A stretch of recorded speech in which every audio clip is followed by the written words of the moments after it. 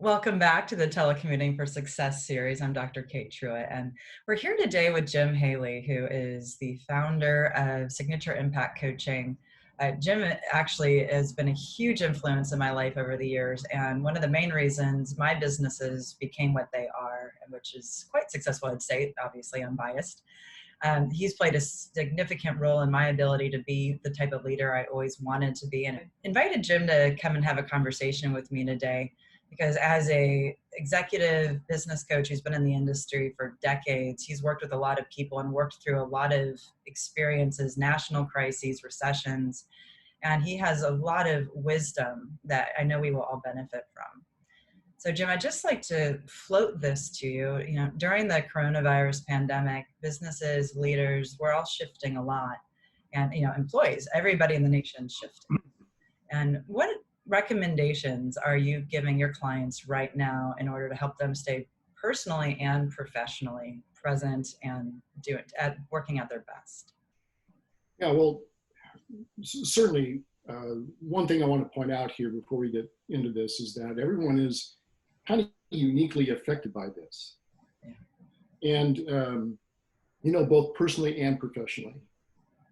And so I don't have something that is very specific, but I can give a general strategy or recommendation as to how a person might want to approach this. Because I think it really is important to have a game plan. Not only to survive this thing, but possibly thrive in this space that we find ourselves in. And I really honor that recognition. And that's one of the things I love so much about working with you is you give an umbrella opportunity and then help your clients hone in on how does this specifically show up in your world to thrive no matter how difficult things might be in the moment. Yeah. So, well, to kind of set this up, let me explain that, I see this COVID-19, this pandemic, as what I know is to be a huge pattern interrupt. And that is the daily routine, the way we habitually do things and the way we think has been interrupted in both our personal and professional life. And so when a person is faced with a pattern interrupt, one thing provides itself. There's an opportunity to make change. Yeah. The reason is it's like a window of opportunity because our pattern has been interrupted, and this gives us an opportunity to think differently, to think kind of outside that box, everybody talks about. It almost mandates it. Yeah, yeah. So maybe something we would never think of unless we had this space and this moment where we first were kind of confused, but then we settle into it and we can start to think, okay, maybe I can use this as an opportunity to make the changes I've always wanted to make, but I couldn't do it in my normal routine. In the pattern, right. So this pattern interrupt, although sometimes unpleasant, does give us the opportunity to make changes and to make changes very, very quickly. Yeah, which I think is being requested of a lot of us. Yeah. So how do you sponsor your clients in recognizing these are changes necessarily that we wouldn't perhaps be wanting to make right now? I know for myself, I had a 2020 game plan, and I'm doing my 2020 game plan in basically a 3-week period now. Mm-hmm. And it's requesting a lot of time, energy, and inspiration. And a part of that, what I'm noticing is I'm trying not to fall into this space of uncertainty and anxiety, and I'm working really diligently not to, and to harness that opportunity. How do you recommend people harness the opportunity, recognizing that these are, this pattern interrupt was not anticipated, expected, nor requested? Right. Well, two things that you said I thought was interesting is one, if I can comment on that real quick, is hey, you said you were able to get all of that done in such a short amount of time. And that's what the pattern interrupt does, is the window opens up and now's the time to get in there and make those changes, which you did. It sounds like you did 6 months worth of work in a few weeks. I'm tired. Yeah. I bet you are tired. I know the schedule you keep. Yeah, I bet you are tired. And the other thing is what you're talking about is the pattern interrupt creates this big unknown. Hmm. And unknowns are not pleasant. I mean, they create, well, who am I telling you? But they create fear. And the interesting thing here is that we may be facing the unknown, but we can get clear. We can have clarity. Okay. And So how that's do what, we get clear? yeah. So even in the face of this uncertainty, which creates the upset, we can be clear about what we're going to do now and what we're going to do possibly for the short term. Because since we really don't know, I don't think we can have grand plans for the next 6 years. I think, though, we can plan for what's happening right now, what we see as the immediate needs, and maybe a little bit out there in the future. And I think we can work better in that space and that kind of time frame. So what I love about what you shared there is getting clear right now is not a long-term plan because in many respects, that's not possible. But Yeah, being clear right now is about short, actionable steps. And we have this little timekeeper in our brain, dorsolateral prefrontal cortex, and it loves to know every step of the way. And that part of our brain does horribly with unknown, nebulous time spans. right. And so what I'm hearing you share is part of clarity is building a timeline, but shifting our timeline back to be short term and strategic. That's right. Yep. But I do have some ideas, or Please, maybe a way they could go about it. And I've just got this down into 4 questions. Maybe I'll ask you one of these okay. questions. But the first question that I would suggest that a person ask, and maybe they have a piece of paper and they list, the answers that they come up with. Yeah, he's brilliant, guys. So go ahead and grab that piece of paper and a pen because I've spent over a year working with him personally and professionally, and his questions are spot on almost always. Well, this better be good then. No pressure, Jim. No pressure. That's set up. This has got to be tremendous. Here's the first question. What was happening before the virus that's not happening now? Okay. What was happening before the virus that's not happening now? Let me give you an example. Before the virus, I was meeting with my clients each week in person for 2 hours at a time in my office. That's not happening now. No. That's an example of what was happening before that's not happening now. And I think that's useful to use that way of thinking about it. So list those, whatever those things happen to be. The second thing is what is happening now that wasn't happening before the virus? So, for example, what is happening now is that I am meeting with clients, either like phone calls or FaceTime or Zoom. Heck, I didn't even know what Zoom was 5 weeks ago. So, but I'm meeting with them now. So that's what I'm doing now that I certainly wasn't doing before then. Okay. So let me ask you, just to throw it out there, what are you doing now that you weren't doing 6 or 7? Of course, I know you kind of saw this thing coming a little bit earlier than most, but what would you say you're doing now that you weren't doing before? Things that I'm doing now, a lot more video, as are you.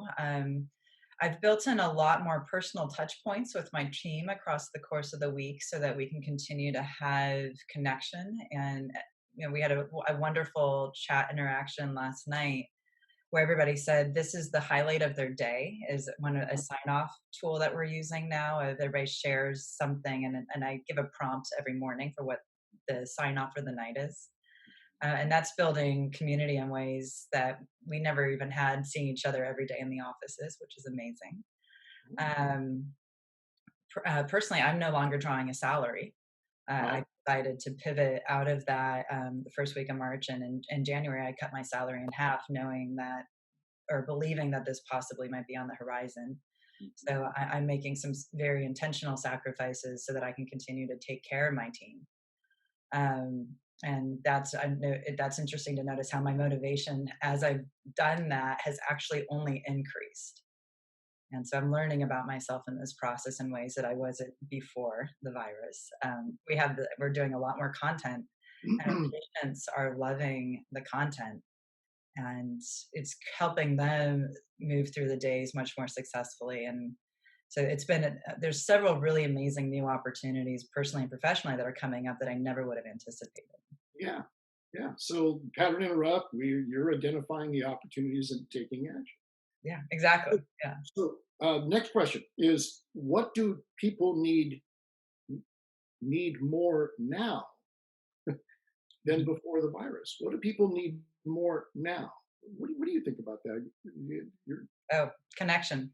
connection, yeah. Yeah.